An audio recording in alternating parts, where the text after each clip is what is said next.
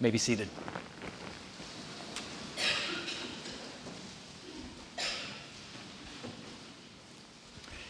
Well, after Jericho Brown preached about the raising of Lazarus on Thursday, a friend of mine from years ago came unexpectedly to mind. Marshall was a farmer in West Arkansas who spoke in tongues and believed God might just have him raise the dead one day. When he and his wife sold their farm, Marshall saw a 23-foot O'Day sailboat in the classifieds and offered $3,900 because that's what Jesus told him he should pay for it. I liked Marshall so much, I once spent 12 days in that boat with him and my friend Dan sailing up the coast of North Carolina. Marshall towed his boat with a 20-year-old pickup, a straight six Chevy that burned oil and gasoline at about the same rate. And I think it was on that truck, on our way to the coast, the three of us shoulder to shoulder on its one bench seat, when Marshall blurted out, "Isn't it wonderful we don't have to worry about being eaten?" Think about it. He was given to outbursts like this, I should tell you, and I hadn't actually thought about it very much. Maybe you haven't either. But it's true. I'm guessing nobody in this room got up this morning and thought, I better take Central down to Calvary today. The mountain lions have been pretty thick on Poplar. Now, Marshall's question, which I admit was delivered with a twinkle, is one that exposes something that's so obvious so as to be invisible to us. And that something is this: the first priority each day for most creatures on earth is to just not get eaten. You might not have a Marshall to remind you of this in your life, but maybe your cat does when she drags the carcass of her latest catch into the house for you to admire. The world is filled with creatures who live by the death of other things. So it really is a kind of wonder that of all our worries, being eaten usually isn't one of them. That doesn't mean we're exempt from the food chain. In the politics of eating, whatever your party, vegan, pescatarian, paleo, omnivore, whatever, you do eat something, presumably, something that was alive once, whether it was a bean or a buffalo. Well, what if the spiritual life was never meant to ignore this fact? The fact that we're all of us bodies in need of nourishment in a world where one life is forever dying to nourish another one. I know spirituality seems like it ought to be about, spirits, heavenly stuff, not bodies, not blood, not the food chain and all the messy and embarrassing side effects of being an animal in this world, but is it?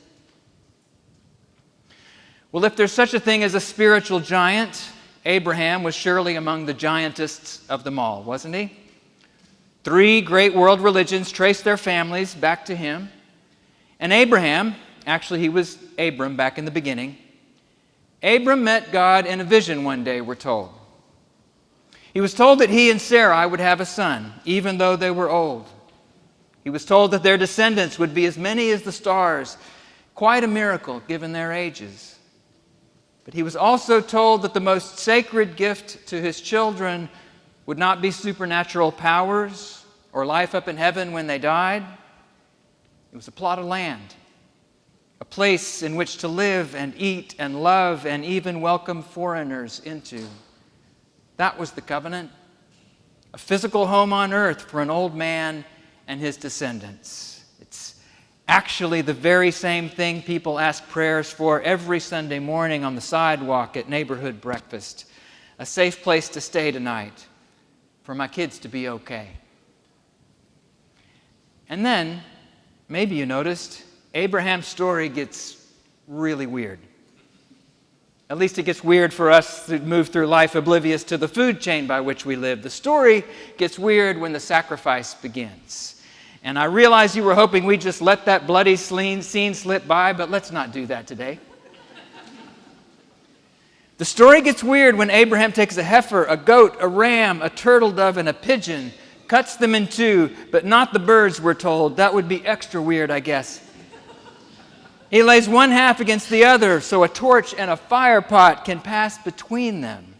And when the buzzards swoop down to do their buzzardly food chain duty, the old man drives them away. Here's the patriarch of all patriarchs, the father of three faiths at the moment of the great covenant with God when it's made, and he's not some serene saint with folded arms and an otherworldly gaze. He's a wild old man out in the desert, leaping about, waving his arms, shouting and shooing the circling vultures away. That's the image we're given of Abram in his response to an encounter with the source of all being, an encounter in which his people are promised not eternal life, but that they can live on a patch of land on which this bizarre ritual occurs. A few years ago, I heard Diana Butler Bass make an interesting claim. Don't worry, she did not recommend taking up ritual sacrifice again in the church. What she said is that Christianity has spent the last 2,000 years and more inhabiting a three-tiered universe. A universe that's oriented vertically, if you will. God in heaven and all kinds of perfect beings are up there in the heavens. You and I are here in the muddier middle. And hell, it's down below, right? But as our image of the universe has changed, she argued that a cosmology of three tiers makes less sense, even metaphorically. Think about it. When we see the earth not as a broad, flat surface with dragons just over the edges, but as a great spinning globe, up and down are more like outward and inward, since your down is up for your cousin in Shanghai, right? Once we see the broader universe as a spiraling expanse of matter and gas, well, the old three-tiered levels make even less sense.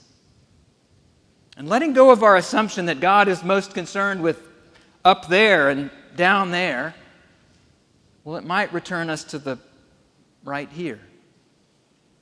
For Diana, it changed the way she read the Bible.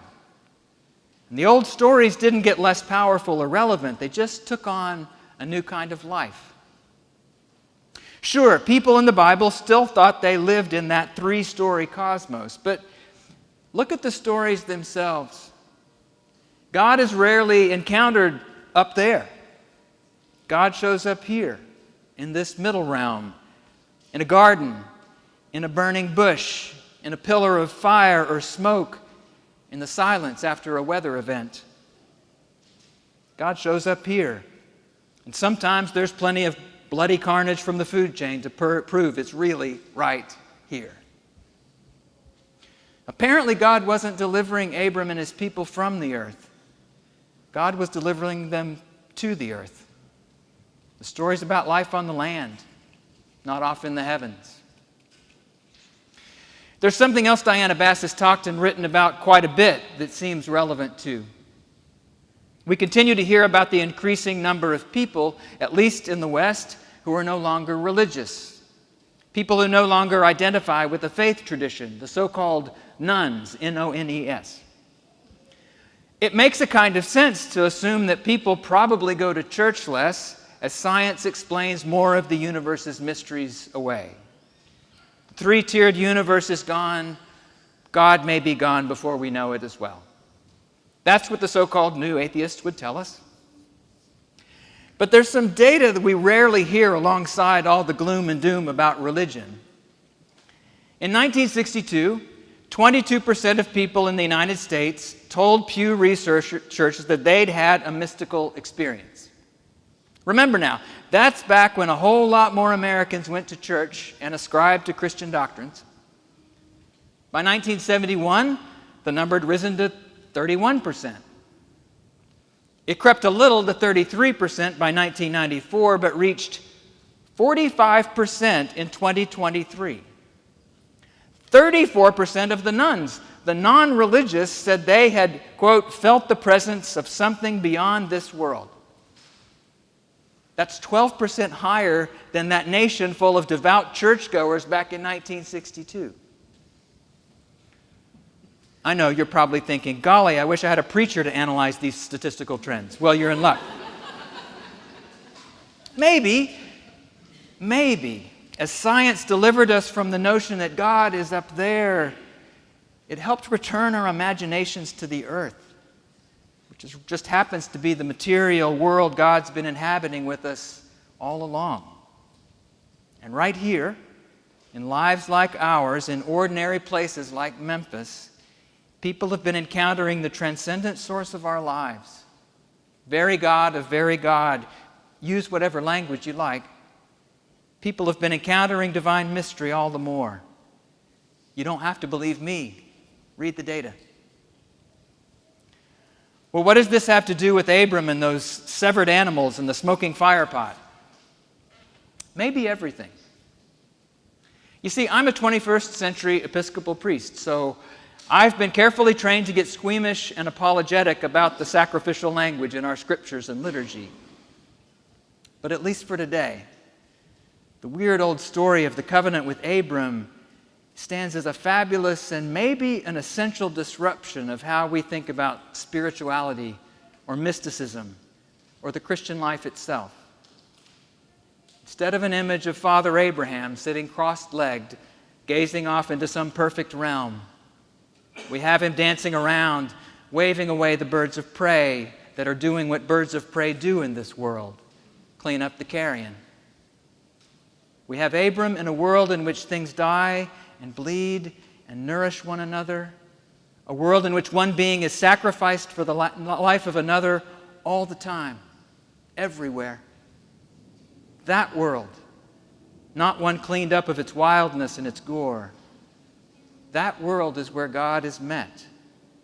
This earth, not the heavens, is what God gives to all of us as a sacred gift.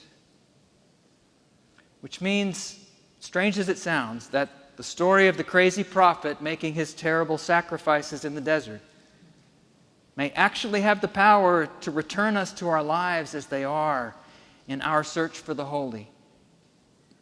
For one ordinary example, who does the parent herding unruly children off to school, stuffing backpacks with papers and PBJs, tending to bloody noses and scraped knees as they rush off into their lives?